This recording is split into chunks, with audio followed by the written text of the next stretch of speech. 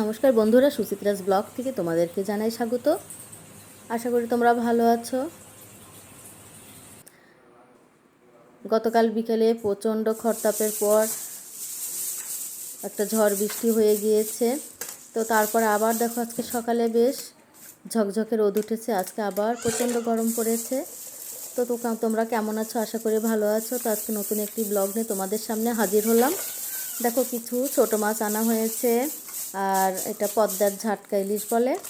তো এই মাছটা আমার আসলে খুব ভালো লাগে, যদিও এই মাছের কাঁটাটা বেশি। তোমাদের দাদাবাবু এই মাছ খেতে পারে না, তো আমি আর মেয়ে একটু পছন্দ করি। মেয়েও খুব খেলে সামান্য খায়, আমার খুবই ভালো লাগে। কারণ এই মাছটা যে কোনো সবজিতে দিয়ে রান্না করলে একটা টেস্ট আসে, বেশ ভালোই লাগে খেতে। তো যাই হোক, এই মাছটা আমার জন্য বিশেষ করে আনা হয়েছে। আমার খুব ভালো লাগে এই মাছটা। আর তোমার দাদাবাবু ছোটো মাছ পছন্দ করে নদীর, এই ছোটো মাছগুলো আনা হয়েছে তার জন্য। তো মাছগুলো আমি এখন কেটে নেব। আর এদিকে আনা হয়েছে দেখো দেশি শিং মাছ।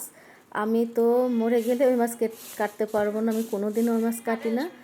যদি এই মাছটা আমার খাওয়া খুবই কম হয় এই কাটার ভয়ে, আমি ওকে দিয়ে কাটিয়ে নিয়ে আমি কাটতে পারি না। আমার খুবই ভয় লাগে, আর কেমন একটা যেন আমার হয় শরীরের মধ্যে, ভালো লাগে না। তো পাশের বাড়ির ভাবিকে বলেছি এই মাছটা আনলে উনি আমাকে কেটে দেয়। তো ভাবিকে দিয়ে কাটিয়ে নেব। আর এদিকে আমি যে কটা ইলিশ মাছ রান্না করব কেটে নিয়েছি, বাদ বাকিগুলো ফ্রিজে রেখে দিয়েছি। তো আজকে আমি এই মাছটা রান্না করব আলু বেগুন দিয়ে। কড়াইয়ে আমি দেখো তেল দিয়ে দিচ্ছি, মাছটা আগে ভেজে তুলে নেব। আজকে আলু বেগুন দিয়ে মাছটা রান্না করব। তেলটা গরম হয়ে গিয়েছে। আসলে ইলিশ মাছটা খুবই একটা টেস্টি মাছ, সবারই প্রিয়, বাঙালির প্রিয় মাছই হলো ইলিশ। ইলিশ যে কোনো সবজির সঙ্গে যায়, যে সবজি দিয়ে রান্না করা যায় না কেন একটা আলাদা টেস্ট আসে, খেতেও ভালো লাগে। আর একদিন তোমার দাদাবাবু একটা বড় মাছ এনেছিল ইলিশ, কিন্তু আমার খুব একটা ভালো লাগেনি মাছটা, বড় হিসাবে মাছটা আমার খুব একটা টেস্ট লাগলো না। কিন্তু এই মাছটা আসলেও ভালো লাগে খেতে। এই মাছটা মচমচে করে ভেজে খেলেও বেশ ভালো লাগে।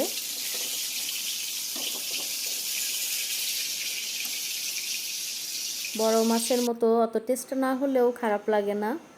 তো দেখো আলু বেগুনটা এদিকে কেটে নিয়েছি, মাছ ভাজাটা আমার হয়ে গিয়েছে।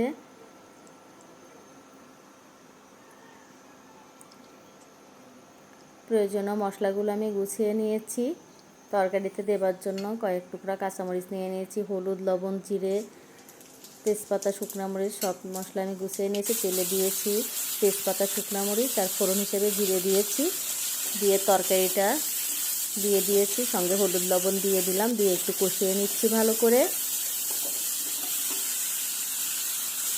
ইলিশ মাছের তরকারিটা যেভাবে রান্না করা যায় তাই ভালো লাগে।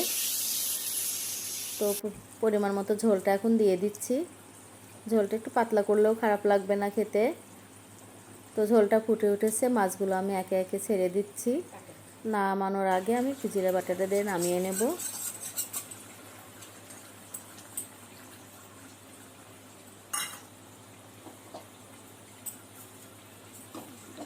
ইলিশ মাছটা বেশি কড়া করে না ভাজলে টেস্ট থাকে ভালো, বেশি কড়া করে ভাজলে মাছের তেলটা বের হয়ে যায়। ছোটো মাছ বলো আর বড়ো মাছ বলো একটু হালকা করে ভেজে নিলেই ভালো লাগে।